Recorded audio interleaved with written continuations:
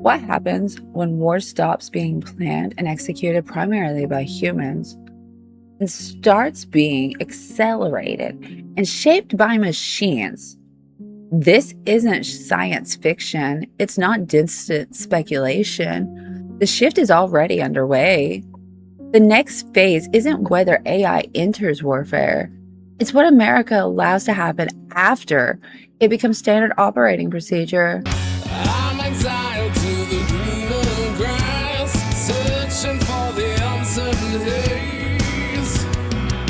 Welcome back to Choms Talks. I'm Choms. Today, we're taking a look at what happens after AI warfare begins in the age of machine speed. Most people still talk about AI in war like it's some future threat. That view is already obsolete. Across most modern militaries, AI is already handling intelligence sorting, surveillance analysis, logistics, battlefield mapping, and threat detection. Not as rogue robots making final calls, but as powerful acceleration tools that supercharge every step. Now, here's the brutal truth. Most policymakers ignore. War is no longer mainly about who has more firepower. It's about who sees faster, processes faster, and acts faster. AI changes that equation permanently. America cannot afford to sleepwalk into the future while hoping our allies' priorities magically align with ours forever. Military strategists call it the automation gap, the dangerous space between how fast AI can process information and how fast humans can meaningfully verify and control it. That gap creates relentless pressure to act faster, delegate more, and trust machine outputs under time constraints. Even if humans stay in the loop itself is shrinking dramatically. Decisions that once took hours now take minutes. Minutes collapse into seconds. My view? This isn't progress without consequences. When systems move at machine speed, American control and American oversight inevitably erode unless we fight hard to preserve them. We should be deeply skeptical of any framework that makes Washington decision makers slaves to algorithmic momentum. AI-influenced warfare doesn't look like Skynet taking over. It looks more insidious. Surveillance feeds processed in real time, targeting suggestions ranked automatically, patterns flagged by algorithms, and command centers drowning in machine-curated intelligence. AI doesn't just replace humans. It shapes what humans see and the decisions they're nudged towards. In war, information is influence. Whoever controls the data flow heavily influences the outcome. This is data dominance, and it's where modern doctrine is racing forward fastest.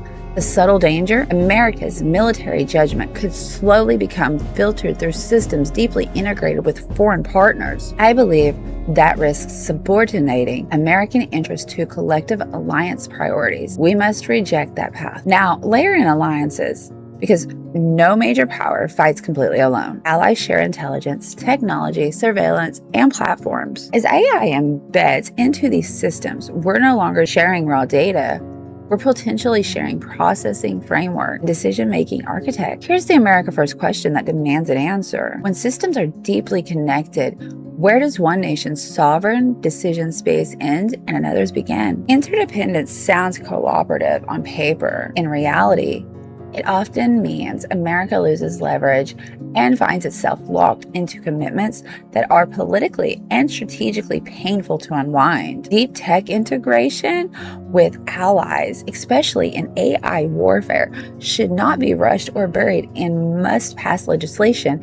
It requires relentless scrutiny to ensure American independence remains intact. The real risks are clear and urgent.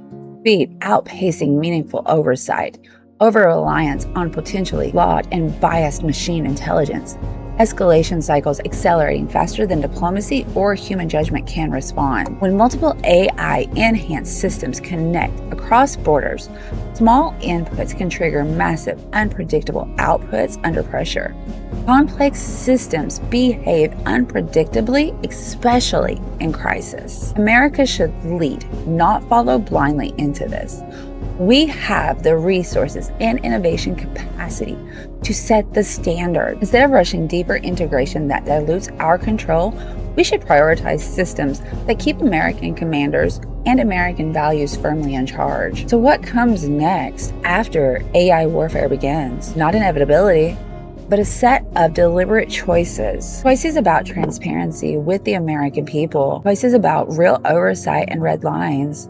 Choices about how far we allow alliance integration to erode sovereign control. And choices about how much autonomy we ever hand to machines in matters of life and death and national survival. AI in warfare is here. That threshold has been crossed. The only question that matters now is whether America builds systems that preserve our independence and put American interests first, or whether we drift into a future where our military decisions are increasingly shaped by foreign-linked algorithms and permanent bureaucratic entanglement. The winner won't just be the nation with the most advanced military. It will be the one that builds the most accountable one, accountable first and foremost to its own citizens. America must choose America first in the AI age, or America last.